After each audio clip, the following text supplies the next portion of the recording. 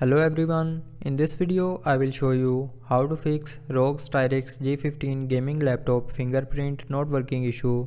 So before starting the video, don't forget to subscribe the channel and also press the bell icon. So to fix this issue, follow every single step as I am showing you in this video.